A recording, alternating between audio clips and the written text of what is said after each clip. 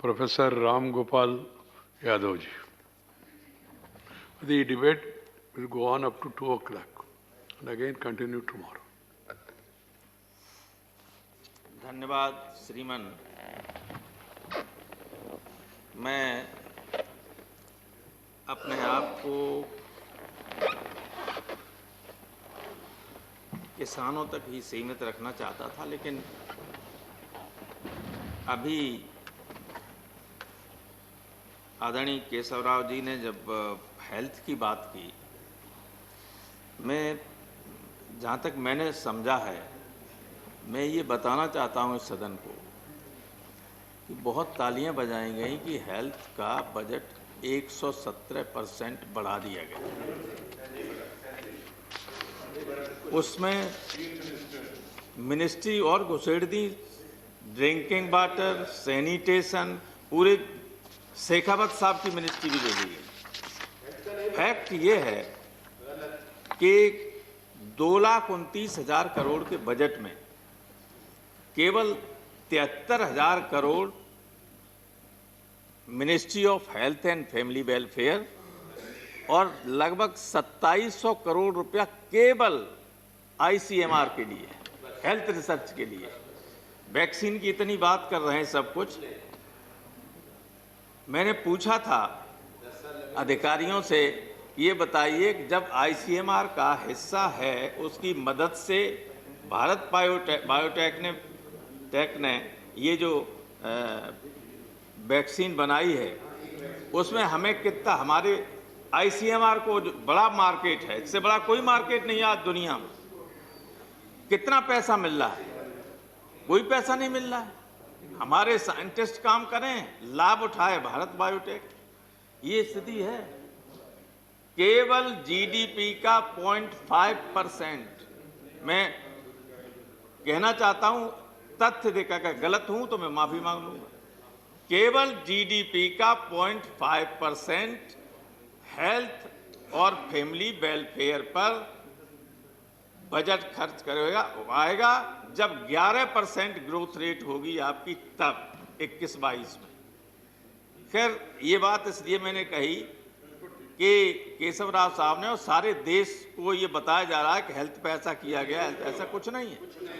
ये सारी मैंने इसीलिए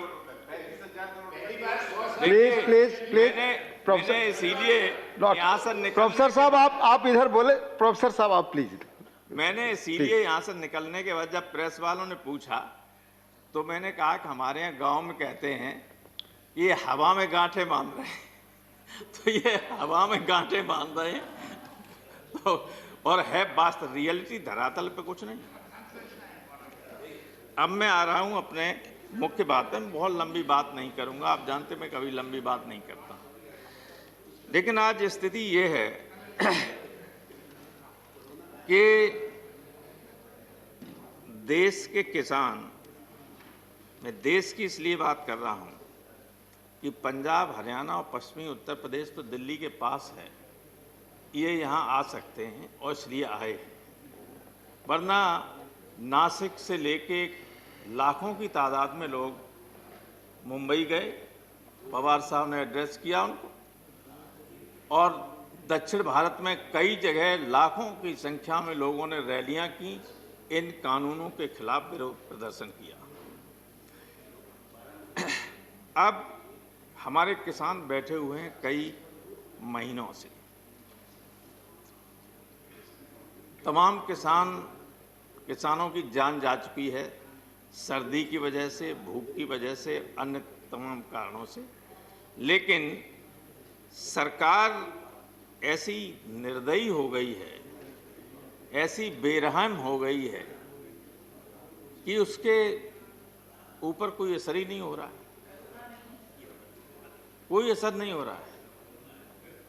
आप ये बताइए कि अगर आप उनको 1.5 साल तक होल्ड करने के लिए, रोकने के लिए राजी हो जाते हैं, तो इसमें क्या दिक्कत है कि उन तीनों बिलों को विथड्रॉ करके इस सेशन में रिपील कीजिए उस एक्ट को, और नए बिल ले आइए, उनको स्टैंडिंग कमेटी को भेज दीजिए और उसके बाद नए बिल पास कर दीजिए। अगर पहले भी आपने विपक्षी मांग मान ली होती कि स्टैंडिंग कमेटी को भेज दी जाए तो ये संकट नहीं आता। अब मैं देख रहा हूं कि हमारे गाजीपुर बॉर्डर पर और टीकरी हो चाहे सिंगू बॉर्डर हो, सब पर सड़क खोदकर कंक्रीट की दीवारें बना दी गई हैं। उससे पहले कांटे लगाए गए हैं। मतलब जो हमारी पार्लियामेंट की सुरक्षा नहीं है, उससे ज्यादा जबरदस्त सुरक्षा की गई। पाकिस्तान बॉर्डर पे भी ऐसा नहीं है। मैंने तो वो बॉर्डर भी देखी, वहां भी इस तरह का नहीं है। तो ये क्या हमला करने आ रहे दिल्ली पर? और बार बार हमारे राष्ट्रपति के अभिभाषण में भी इस बात की चर्चा करवा दी आपने। राष्ट्रपति को आप जानते हैं कि राष्ट्रपति तो वही कहेंगे जो आप लिखेंगे। उससे न एक लाइन इधर कह सकते हैं न एक लाइन उधर कह सकते हैं। वो अगर अपने मन की बात कहना चाहें तब भी नहीं कह सकते। अब किसान अपनी मन की बात कहना चाहता है, इसलिए आया, क्योंकि वो अगर टेलीविजन और रेडियो पे उसकी बात आ नहीं सकती, इसलिए बैठा इसलिए है कि वो अपनी मन की बात आपको सुनाने आया है। आप तो अपनी बात सुना देते हैं सबको, कोई दिक्कत नहीं। तो जब और प्रश्न उठता ये है कि आया क्यों है? मेरा ये सवाल है कि आप कहते हैं कि किसानों के लिए कानून लाए, किसानों के लिए कानून लाए, किसान कहते हैं कि हमारे लिए कानून ठीक नहीं। जब उनके लिए ठीक नहीं, जिनके लिए लाए हो, तो आप क्यों जबरदस्ती उनके ऊपर लाद रहे हो कानून? वो कह रहे हैं कि हमारे लिए नुकसानदायक है, आप कह रहे हैं हम आपके लिए लाए।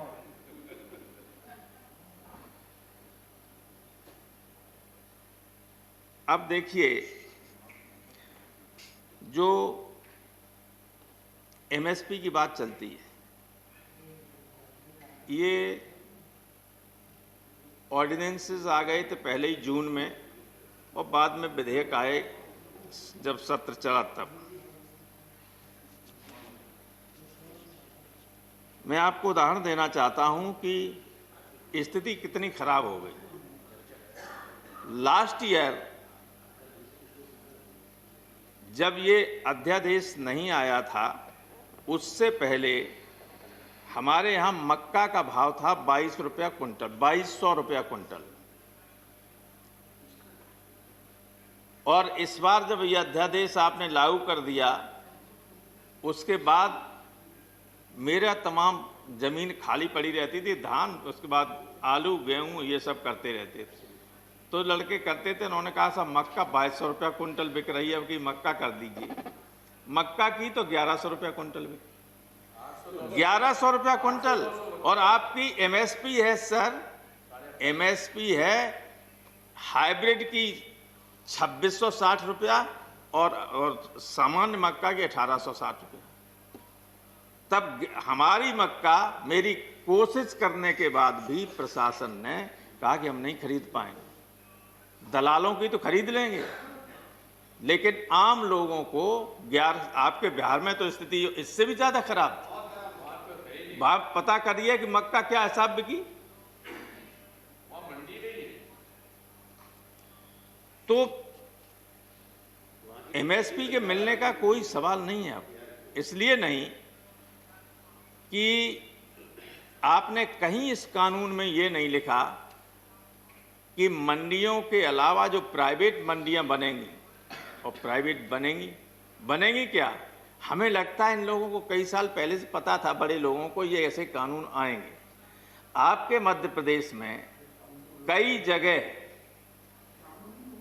एक बड़े व्यापारी ने, जिसका नाम रोज लोग देते, मैं नहीं लेना चाहता हूं, लेकिन कई करोड़ टन चावल और गेहूं भरने के लिए, रखने के लिए गोदामें बना ली। 4 साल से बन रही थी। दिग्विजय सिंह जी, माननीय दिग्विजय सिंह जी अच्छी तरह जानते हैं। अब जब उनके बगल में जो मंडियां होंगी, हमारी राज्य की मंडियां, वे चल जाएंगी क्या? उन्हें कैसे मालूम था भाई कि ये कानून आने वाले हैं? जो 4 साल से बना रहे थे। आप देख आइए जाके, अगर मैं गलत कह रहा हूं। बनाई मंडी की नहीं बनाई? और किन की हैं वो मंडियां? जिनके हवाई अड्डे हैं, कुछ दिनों बाद जिनकी रेलें भी हो जाएंगी, जिनके अब देखिए, अब लखनऊ हम गए तो वह चौधरी चरण सिंह हवाई अड्डा है, लेकिन नाम लिखा हुआ है अडानी, लिखा हर जगह, हर लखनऊ की हर सड़क पे उसके बोर्ड लगा दिए गए, होर्डिंग।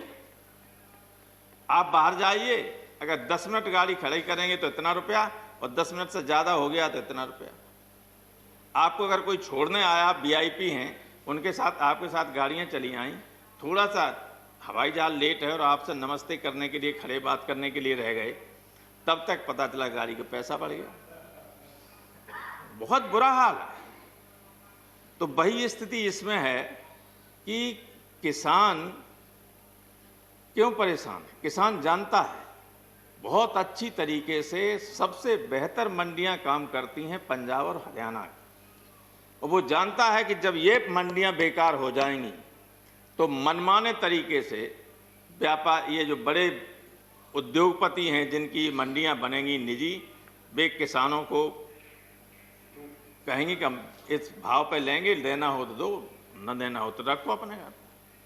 और गरीब होता है आदमी, किसान को जब फसल होती है तब वो उस पैसे से अपने बच्चों के लिए कपड़े लेता है, लड़के लड़कियों की शादी हो तो उसका इंतजाम करता है, पढ़ाई के लिए पैसा की व्यवस्था करता है, तो मजबूरी में उसे फिर सस्ते में बेचना पड़ता है। और ये भय है, और भय वास्तविक है। दूसरे ये कि जो एक इसमें दूसरा बिल है कॉन्ट्रैक्ट फार्मिंग का।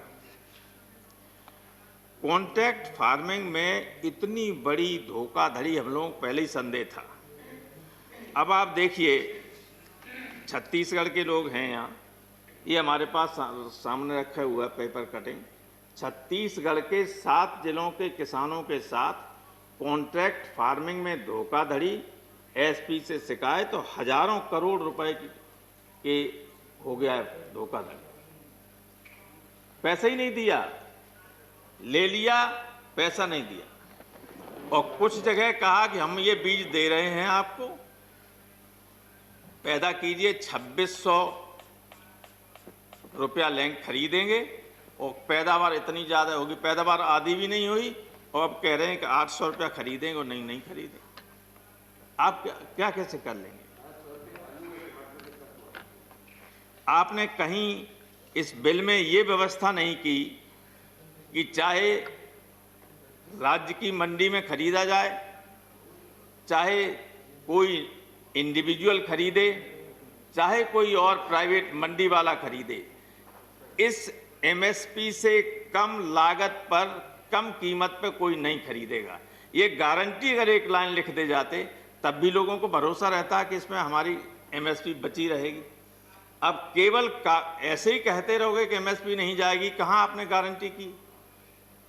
भाई, जो बड़े बड़े व्यवसाय खरीदेंगे लोग, और कॉन्ट्रैक्ट फार्मिंग का एक मालूम क्या और डर है? एक डर ये है कि वो छोटे छोटे, जैसे 3 एकड़ से कम किसान हिंदुस्तान में लगभग 85% है, वो कॉन्ट्रैक्ट लेंगे तो पता चला कि 500 एकड़ ले रहे हैं, पूरे 2-4 गांव की जमीन ले ली कॉन्ट्रैक्ट। अभी तो हम लोग देते हैं कि मान लो बटाई कोई ले लेता तो 1 फसल के लिए दे देते हैं, 2 फसल के लिए दे, 2 साल के लिए, उससे ज़्यादा नहीं देते कि कहीं कब्जा न कर ले। ये लेंगे 25-25 साल के लिए। तो जो लोगों को भय है कि हम बेघर हो जाएंगे, बेजमीनी हो जाएंगे, तो क्या गलत डर है उनके मन में? ये सही है।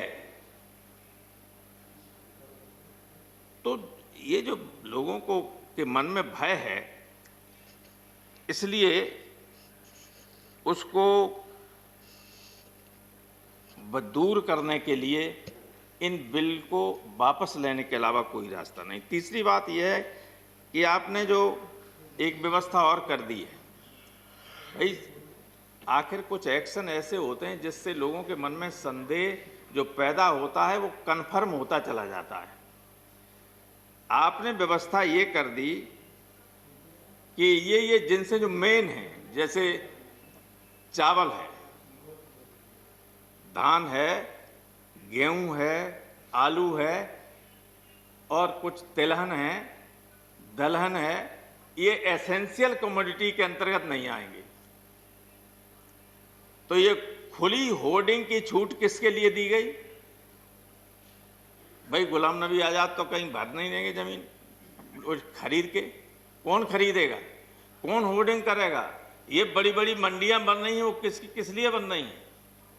जो बड़े बड़े गोदामें, बड़े पैमाने पर गोदामें बनाई जा रही हैं, वो किस लिए बनाई जा रही हैं? इसी होर्डिंग के लिए कि इसको होर्डिंग कर लें और उसके बाद जब किसान के पास और व्यक्ति के पास न हो तब जितना चाहे उस रेट पर उसको बेचें। क्या नियंत्रण है आपका? सिर्फ उसमें ये लिखा कि युद्ध की स्थिति में या कोई और महामारी हो उस स्थिति में आप उनको ले सकते हैं, अन्यथा उन्हें छू नहीं सकते।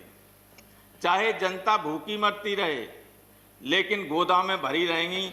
जब अकाल पड़ा था एक बार बंगाल में, तो लाखों टन नीचे गोदामों में भरा था और हजारों आदमी ऊपर मर गया था। ये कहीं पढ़ा था मैंने। मरे थे लोग। तो इसलिए ये जो संदेह लोगों के मन में है ये अनावश्यक नहीं है। और आपने आरोप लगा दिया कि विपक्ष ने किसानों को गुमराह कर दिया है। हर चीज में राजनीति करने की आवश्यकता नहीं है। जो सूरज के रोशनी की तरह साफ चीज हो उसके लिए भी ये कहो कि ये तो भाई ऐसा नहीं ऐसा है, तो कौन मान लेगा उसको? आपने कहा कि किसानों ने गुमराह कर दिया। और एक चीज नहीं, हर चीज में आपने कल देखा होगा, बाद में अधिकारियों को बैकफुट पे जाना पड़ा कि दिल्ली में सादरा पुलिस ने स्टील की लाठियां मंगाई। स्टील की लाठियां जब वो कुछ चैनलों ने दिखा दी तो अधिकारियों ने स्पष्टीकरण दिया कि हमें नहीं मालूम था, कुछ लोकल अधिकारियों ने बना दी थी, बाद में उनको विड्रॉ कर लिया गया। किसानों के लिए स्टील की लाठियां, कभी दुश्मनों के लिए बॉर्डर पे स्टील की नहीं जरूरत पड़ी, लाठी की जरूरत, लेकिन यहाँ स्टील की लाठी मंगा ली थी। तो क्या ये दुश्मन है जो देश को खिलाते हैं? पंजाब का एक शानदार इतिहास है, अतीत है। अगर पंजाब इतनी बड़े पैमाने, अब तो देश के दूसरे हिस्सों में भी बहुत बढ़िया खेती होने लगी, लेकिन एक स्थिति ऐसी थी जिसमें देश के बड़े हिस्से को खिलाने पिलाने का काम पंजाब करता था। देश की सीमाओं पर बड़े पैमाने पर उनके घरों से जाने वाले लड़के हैं। और मैं ये आप भी जानते हैं और हम सब जानते हैं कि जितने किसान परिवारों के लोग हैं वे न केवल खेती पैदा करके लोगों के पेट भरने का काम करते हैं, बल्कि हमारी पुलिस और सेना में जो लोग हैं, बॉर्डर पर जो सीमाओं की रक्षा करते हैं, देश में जो लॉ एंड ऑर्डर को बनाए रखने का काम करते हैं, वे जवान भी इन्हीं किसानों के परिवारों से आते हैं। ये उन परिवारों से नहीं आते हैं जो जिनके लिए आप लोग काम कर रहे हैं। आपको काम करना चाहिए इनके लिए, आप कर रहे हैं उनके लिए जिनके आसपास का, जिनके रिश्तेदार और खानदान कोई सेना में जा ही नहीं सकता है। नहीं दे, अगर उनके सामने गोली चला दी जाए तो गिर पड़ेंगे, है क्या? लेकिन देश का धन सारा इकट्ठा कर लें और उनकी मदद हो रही।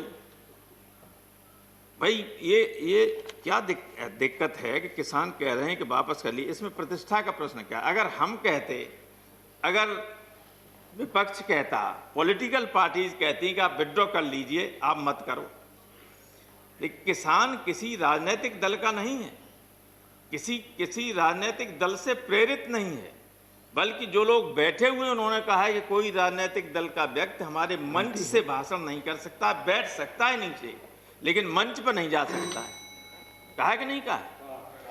तो उसमें आपकी क्या प्रतिष्ठा गिरी जा रही है? जब गुलाम नबी साहब बता रहे थे, जो उन्होंने उदाहरण 3 दिए, वो 100% सत्य और तथ्यात्मक हैं। जब अंग्रेज किसानों की बात को मान सकता है और कानून को वापस ले सकता है, तो क्या आप अंग्रेजों से खराब हैं? आपको क्या दिक्कत है? सर समय हो गया जी, हो गए ऑलरेडी 2 मिनट 3 मिनट अधिक हो गए। मैं आधा मिनट में खत्म किए दे रहा हूं। सर, एक तो मैं अपनी बात खत्म करने से पहले ये कहना चाहता हूं कि इस पेंडेमिक में भी अकेले खेती ही ऐसी थी जिसने जीडीपी को रोके रखा। कुछ हमारी खेती का योगदान 20% है, 14% से बढ़ के 20% हो गया, क्योंकि और जीडीपी डाउन हो गई थी। लेकिन खेती ने आपकी इज्जत रखने की कोशिश काम किया, लोग देश को बचाने का काम किया। और दूसरे ये कि जो लोग मरे हैं, मैं सरकार से ये मांग करता हूं कि उन किसानों को, उनके परिवारों को कम से कम 20-20 लाख रुपए का मुआवजा दिया जाए और उनके बच्चों को कहीं न कहीं राज्य सरकारों से कह के या केंद्र सरकार में उनको एक आध बच्चे को जो मरे हैं उनको सरकारी नौकरी दी जाए। और हमारे गुरु उदय प्रताप सिंह ने एक बार लिखा था इसी पे कि खेत में मेहनत तुमने की, तुम्हीं को तंगी का डर हो। तुम्हारे घर में दिया जले, रोशनी और कहीं पर हो। उठो ये नीलकंठ तीसरे नेत्र की याद दिलाता हूं, तुम्हें आवाज लगाता हूं। तो ये किसानों को इस सदन के माध्यम से मैं आवाज देना चाहता हूं कि एक हो सारे देश के। इन्हें तो अभी ये घमंड है कि हम बाहर से मंगा लें, तुम मत दो अन्न, हम बाहर से मंगा लेंगे। हाँ, ये कर सकते हैं, ये कर सकते हैं, लेकिन कितने दिनों तक कर सकते हैं? ऐसा नहीं है कि किसान जिस दिन विद्रोह पर उतर आएगा तो बड़े बड़े लोग सत्ता में नहीं रहते हैं। ये किसी को घमंड नहीं रहना चाहिए कि हमेशा सत्ता में बने रहें। इसलिए लोगों की बात सुनिए। लोकतंत्र है, देश की बड़ी आबादी वो है, बैठे हुए लोग, उनको मनाइए। वे आपको मना रहे हैं, ये समझिए एहसान कर रहे हैं आप पे। आप उनसे कहिए आप जाइए, हम ये विड्रॉ करेंगे बिल और नए बिल लाएंगे जिसमें उनसे भी पूछा जाएगा, उनके संगठनों से पूछा जाएगा और उसके हिसाब से संशोधित कानून लाए जाएंगे। बहुत बहुत धन्यवाद। धन्यवाद।